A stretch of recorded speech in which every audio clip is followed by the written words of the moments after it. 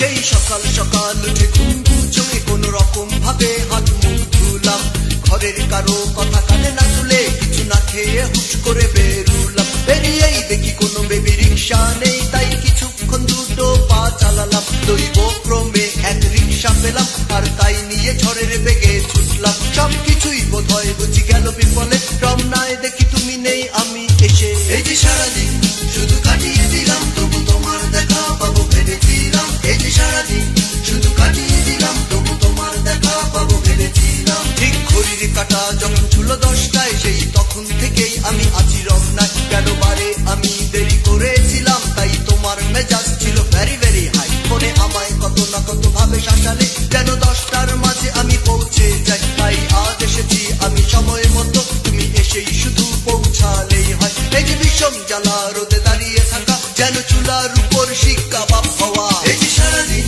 শুধু কাটিয়ে দিলাম, তবু তোমার দেখা পাবো ভেবেছিলাম। এই যে সারাদিন শুধু কাটিয়ে দিলাম, তবু তোমার দেখা পাবো ভেবেছিলাম। হেঁটে যায় প্রেমিকা প্রেমিক আর কপত কপতি, আজকে মধ্যে আছে প্রেমালাপে মুখোমুখি। দেখে হিংসায় মেজাজটা তিরিক্কি হয়, কখনো তোমার কোনো পাত্তা নেই। কোথায় কোথায় ছিল তোমার জাজমেন্ট, তবে কেন গত রাতে করলে ফোনে আর্গুমেন্ট? তোমাকে না পেয়ে বায়ু চড়েছে মাথায়, আগুন জ্বলেছে পেটে ক্ষুধার ভীষণ জ্বালায়। ডাকি চাওয়ালা এক চুমুক দিতেই কাঁপে, গরমে গরমে মুখ গেল পুড়ে। কপাল খারাপ হলে বুঝি এমনি ঘটে, পাশে দাঁড়িয়ে থাকা টোকাই হেসে উঠে। শুরু করি কিছুক্ষণ পায়ে চারি, দেখি রমনায় প্রেমিকাদের পারাপারি। এই যে সারাদিন